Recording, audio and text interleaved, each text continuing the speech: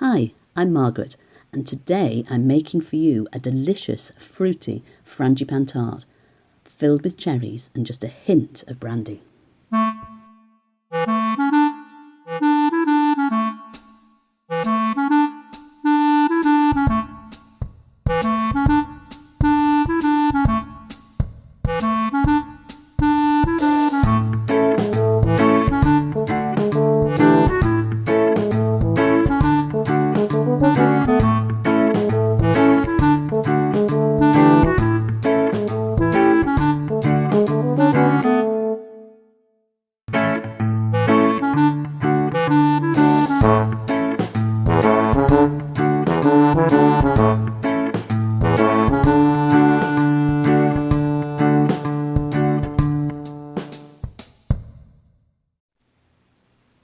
I'm breaking my usual habit here and rubbing the butter and flour in by hand.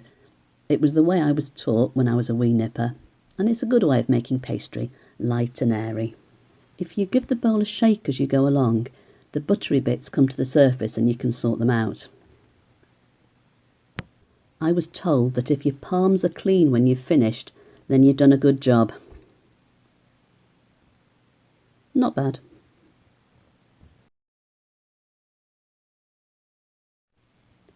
When icing sugar sits in the box in the cupboard, especially when it's been opened, it tends to get lumpy, so sifting is a good idea.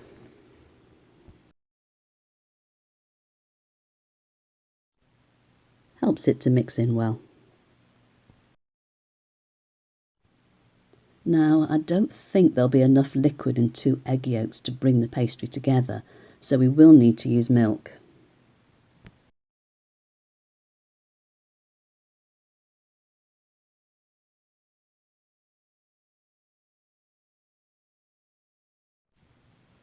Just a little milk at first.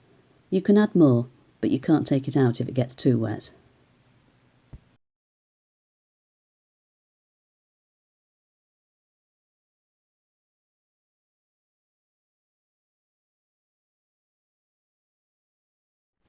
There we go.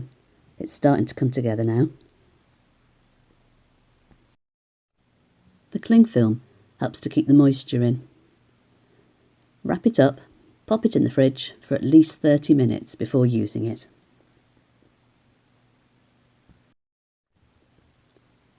Just a little bit of butter on the tin. We don't want to make it too greasy, and make sure you get up the sides as well. We don't want any sticking going on here.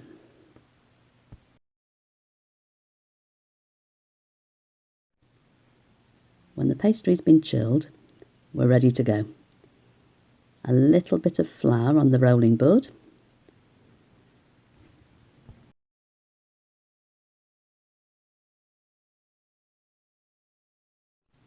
Don't forget to flour the rolling pin as well. It all helps it not to stick.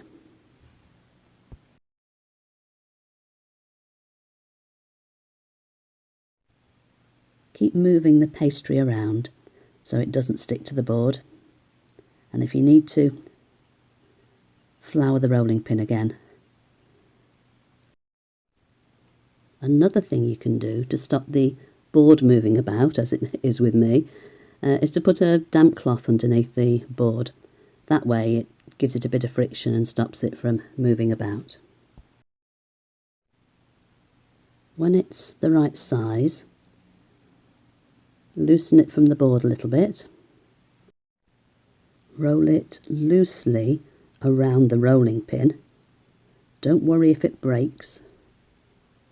And then, in a swift action, roll it back onto the tin. Push it gently into the corners, and any breaks or rips you can patch up with a little bit of pastry from the outside. These joins won't be seen later when the pastry's fully cooked and the filling's inside the flan.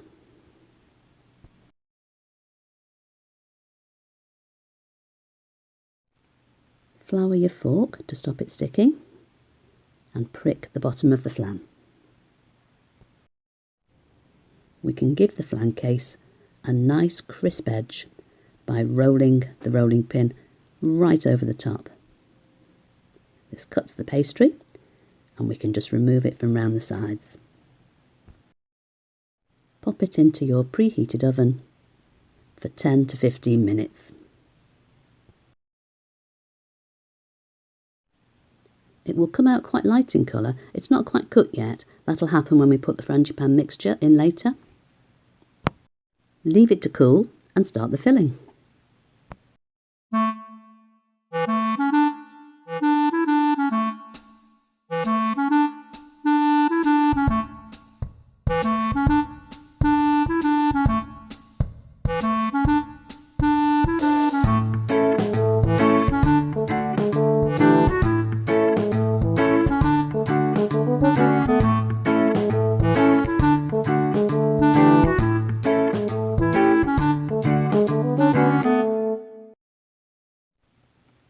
Time to get back to my trusty whisk to cream the butter and sugar together.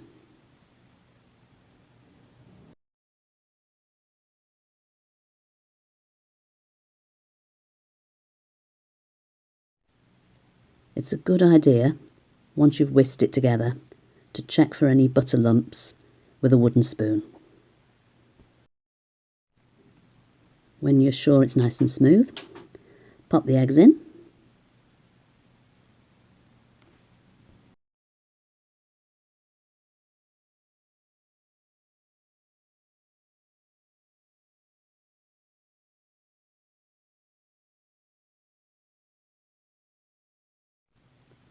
Add a spoon of the ground almonds here. It helps the mixture to become more smooth and stops it separating.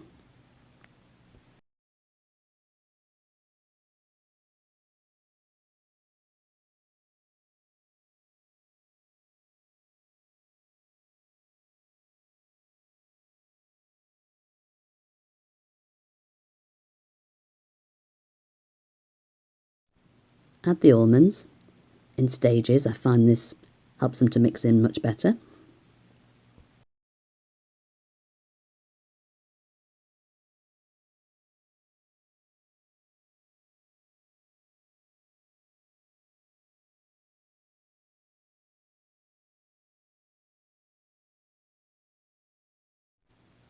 Then all you need is the flour and you're ready to go.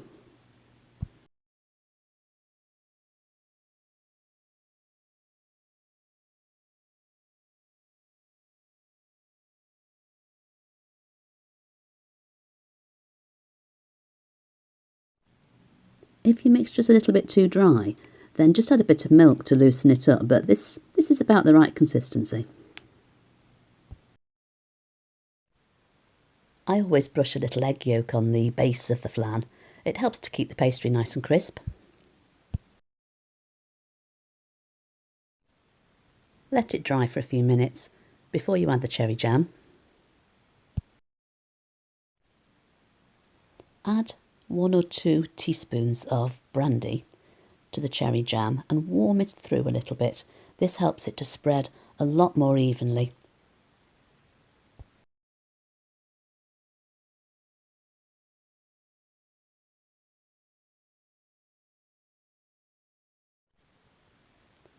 If you add the mixture in dollops, it's much easier to spread later on. It's a bit like making a shepherd's pie.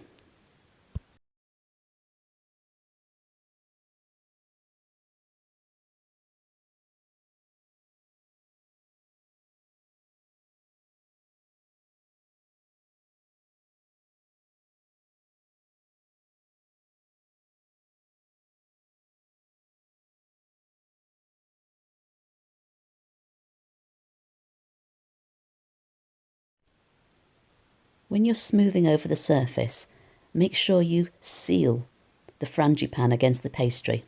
This way none of the cherry jam can leak out when it's baking. And to be extra sure, use a small knife just to make it nice and smooth and presentable on top.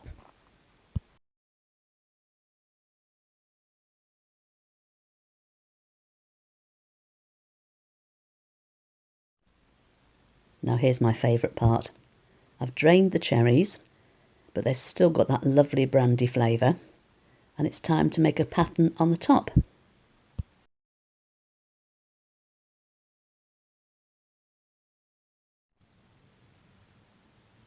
The cherries should sit on the top. Don't push them down too much, because they will naturally sink as the frangipane bakes.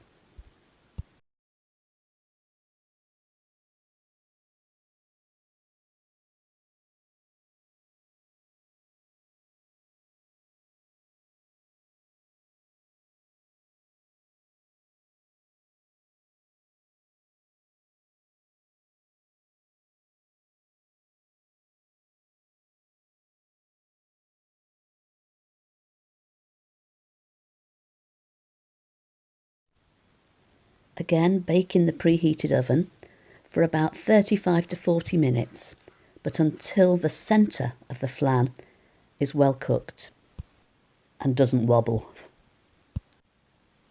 I just love these loose bottom tins. They're so easy to get things out of.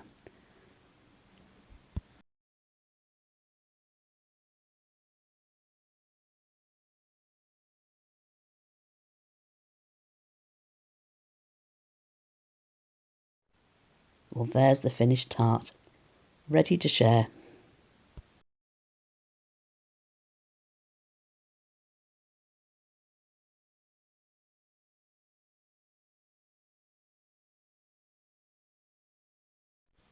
I think it's best served with some of the cherries and a nice dollop of ice cream.